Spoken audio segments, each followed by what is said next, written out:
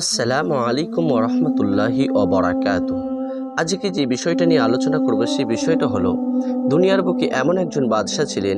সে বাদশাহ এই দুনিয়ার বুকে জান্নাত বানিয়েছিলেন। সেই বাদশার নাম ছিল সাদ্দাত। হজরতে হুদ আলী সাল্লামের জামানায় সে বাদশাহ ছিলেন। সে জান্নাতকে যখন তৈরি করতে চাইলেন এবং জান্নাতকে যখন তৈরি করা শুরু করলেন, যে জান্নাত এত সুন্দর থেকে সুন্দরময় করে তৈরি করতে চেয়েছেন, যেমন ওই জান্নাতের মধ্যে যে দরজা ছিল ওই দরওয়াজাটা যেন এমন বড় বানাইয়েছিল যেন মনে হচ্ছিল আসমান ছুঁয়ে যাচ্ছে। এবং ওই জান্নাতের মধ্যে এত বড় বড় বিল্ডিং বানিয়েছিলেন, দেখলেই যেন মনটা জুড়ে যায়। ওই জান্নাতের মধ্যে এত সুন্দর সুন্দর বাগান বানিয়েছিলেন যে বাগানগুলো দেখলেই প্রাণ জুড়ে যাবে। ওই জান্নাতের মধ্যে এমন কিছু নাই যে তৈরি করেননি। হীরা জহরত চাঁদি দিয়ে যেন সুন্দর থেকে সুন্দরময় ঝিলমিল করে যেন জান্নাত থেকে সাজিয়েছিলেন সাদ্দাত। কিন্তু পরিণতি কি হয়েছিল আপনারা জানেন? সাদ্দাত যখন ওই জান্নাতকে তৈরি করা কমপ্লিট হয়ে গেল এবং এই জান্নাতকে তৈরি করতে প্রায় 300 বছর লেগে গিয়েছিল, এবং এর মধ্যে সাদ্দাত নিয়ত করেছিল মনের মধ্যে যে যতদিন জান্নাত কমপ্লিট হবে না, যতদিন জান্নাত সম্পূর্ণভাবে পরিপূর্ণভাবে তৈরি হবে না, আমি ওর মধ্যে প্রবেশ করব না।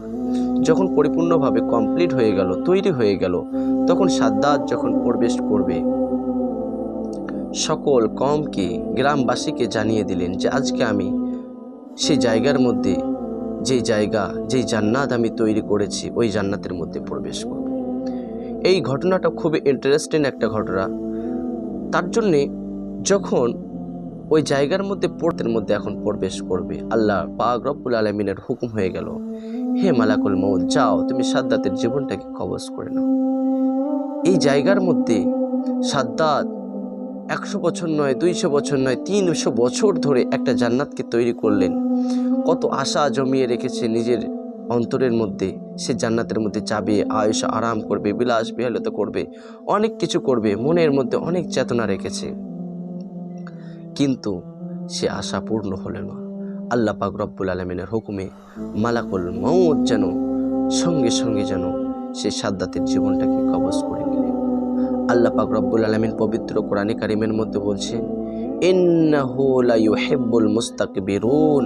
আল্লাহ বলছেন, হে বান্দারা তোমরা শোনো শোনো, আমি অহংকারকারীকে পছন্দ করি না। তার জন্যে যারা অহংকার হবেন তাদেরকে আল্লাহ পাক রব্বুল আলামিন কখনো পছন্দ করেন না। আল্লাহ পাক রব্বুল আলামিন অহংকার মুক্ত মানুষকে পছন্দ করেন। তার জন্য আমরা আমাদের জীবনকে, আমাদের লাইফকে এমনভাবে তৈরি করব যে এই লাইফের মধ্যে, যে জীবনের মধ্যে আমাদের কিঞ্চিত পরিমাণ অহংকারের ছোঁয়া পাবে না, অহংকারের টাচ পাবে না, যেন অহংকার আমাদের জীবনের মধ্যে না আসতে পারে।